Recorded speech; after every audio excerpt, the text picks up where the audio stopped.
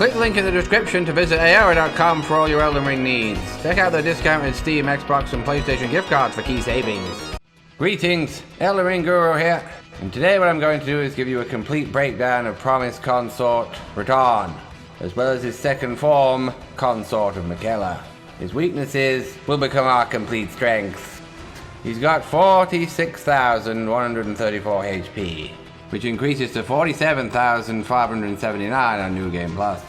His maximum HP on New Game Plus 7 is 66,611. You'll be rewarded with 500,000 runes when you kill him, as well as the remembrance of a god and a lord.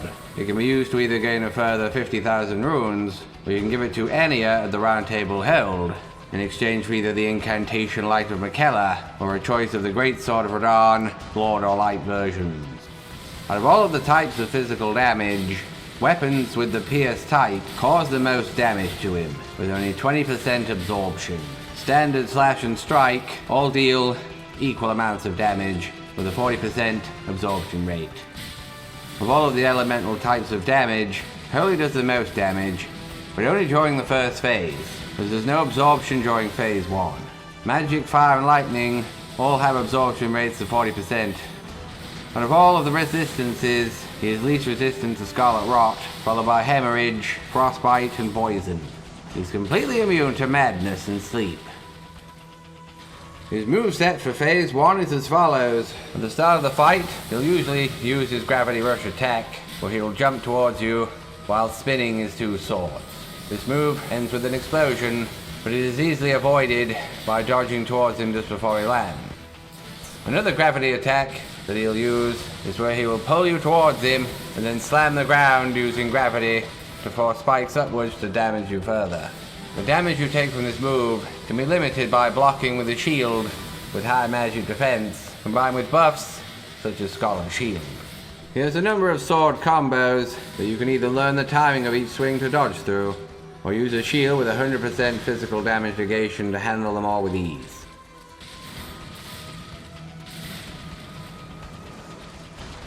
He has a blood loss attack, where he will thrust his sword at you, and then make a blood flame slash appear, which will damage you even if you block it. You can easily avoid this move by simply backing away once you block his initial thrust and you see the blood spatter appear. The last gravity attack that he can use against you in phase 1 is where he will fly into the air and summon 8 meteors to fire at you. You can avoid all of these by simply sprinting to the side when he flies into the air, and then jumping just before the first meteor hits the ground. With your newfound knowledge, you should have no problem getting through phase 1. To make it as easy as possible, equip a shield with a high guard boost and 100% physical damage negation, such as the Fingerprint Stone Shield. You can then safely poke away his health from behind the shield until you trigger phase 2, which begins once you've brought his health down to 65%. To give you the best chance of dealing with phase 2, you want to spec for holy damage negation. You can do this in a number of ways. Equipping the Golden Braid, Pearl Shield, and Pearl Drake plus 3 Talismans will help limit the damage that you take from his holy attacks, as will the following armor pieces. E.G.'s Mirror Helm, Crucible Tree Armor, Godskin Apostle Bracelets, and the Gold Waist Strap. Your Flask of Wondrous Physic can help with this also, by combining the Opaline Hard tier, which increases all damage negation types by 15%, along with the Crimson Burst Crystal tier, which will replenish your health slowly for 3 minutes. You can choose the Black Steel Great Shield with the Sacred Affinity for phase 2, as it will provide 100% holy damage negation, so you can have it equipped in your second slot to switch when phase 2 begins. You might prefer the Fingerprint Stone Shield for its higher guard boost, however. So try them both and pick which one you like the most. Finally, the spells that provide the most protection during phase 2 are Golden Vow, Lord Divine Fortification, and Scholar's Shield. His moveset for phase 2 usually starts with the Light of Miquella, where he will lift up into the air and summon an explosion of holy light. You can avoid it by running away until you're out of the damage though when it goes off. Or you can choose the Black Steel Great Shield and block it completely. He has similar sword combos from the first phase. The only difference with these ones is that they carry holy damage at certain stages, so as long as you're prepared for the holy damage negation, then you'll be able to just tank these attacks. At any time during phase 2, he can grab you and pick you up to have Michaela whisper into your ear before putting you back down. This will leave a symbol above your head, and if you are grabbed for a second time, it will result in instant death. If you do get grabbed, you can use Michaela's Great Rune to remove the symbol above your head, so you don't have to fear the second grab. It does take around 4 seconds to use the rune, however, so you'll have to make sure he's at the end of one of his combos to use it safely.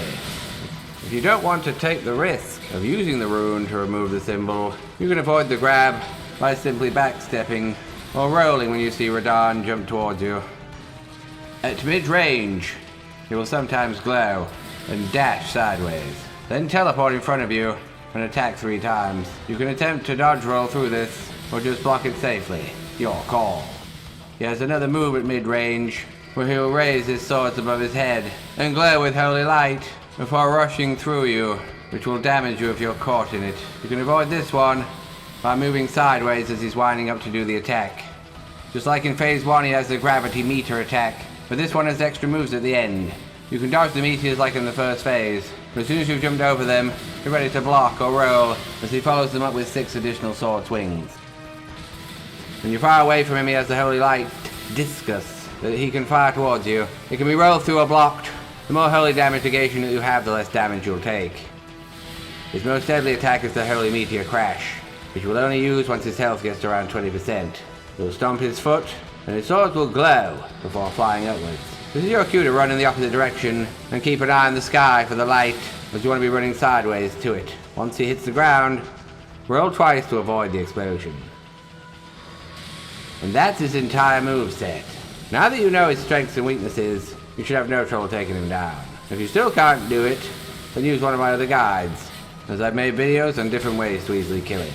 If you still can't beat him after all that, then go play Roblox, as this game isn't for you.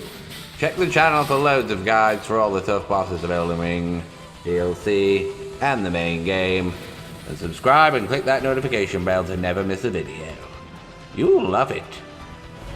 Radagon's not making the most of his wind up there though, and he's took a giant plate on the head. The fire giant rolling like a moron. He's not a skill-based fighter, the fire giant. He doesn't know any martial arts or anything. He just knows how to stamp and tread on you and hit you with a giant plate.